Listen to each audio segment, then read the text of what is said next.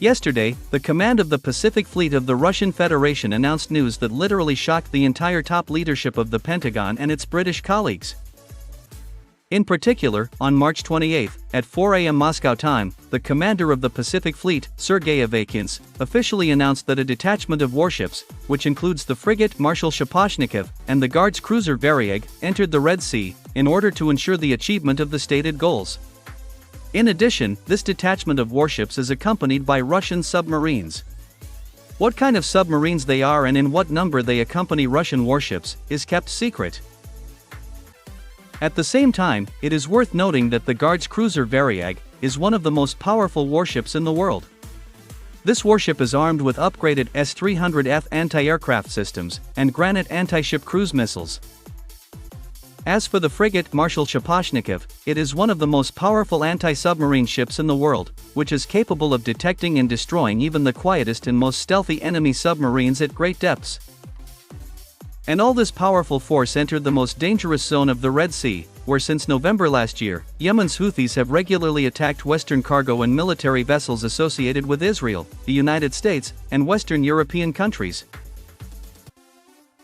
During all this time, Yemen's Houthis attacked about 100 Western bulk carriers and oil tankers, as well as about 20 British and American warships. Moreover, in early March 2024, Yemen's Houthis even sank the British cargo ship Ruby Mar, even though it was under the protection of US warships. As a result of these actions, Western countries have almost completely lost the opportunity to use the Red Sea for maritime communication with Asia. All this has dealt a devastating blow to the economies of Western countries. Even attempts by the United States and Britain to solve this problem militarily have led to nothing. Moreover, with these actions, the high-tech and powerful West once again became an object of ridicule, as it failed to cope with Yemen's Houthis in sandals. But, why did Russia send its warships to the Red Sea?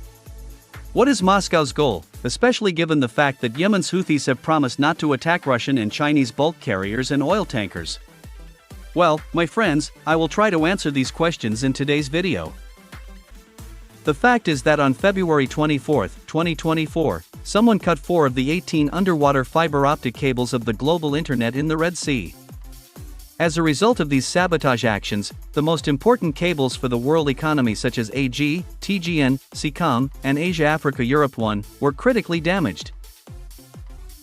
Immediately after this incident, the Western press began to accuse Yemen's Houthis of this sabotage.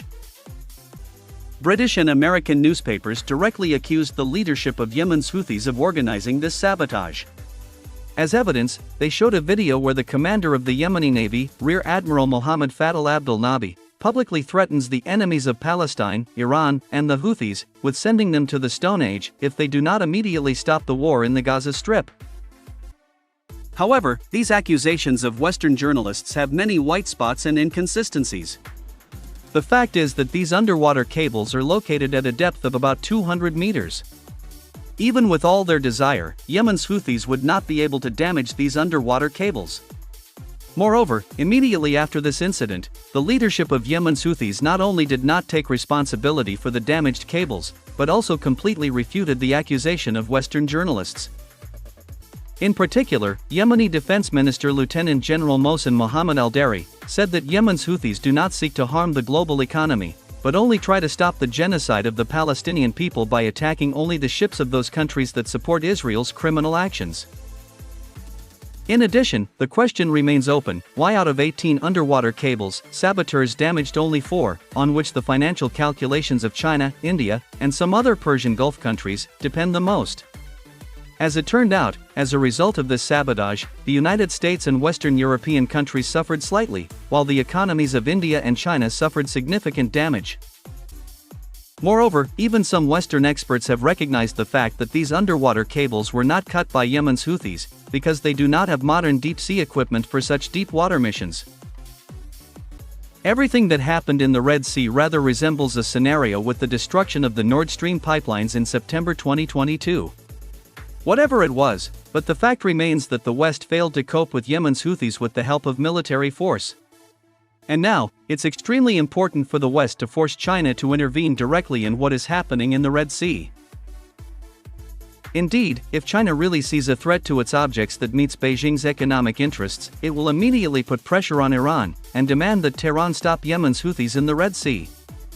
In my opinion, Russian warships appeared in the Red Sea precisely so that saboteurs would stop damaging fiber optic cables, on which the financial calculations of China and India depend the most.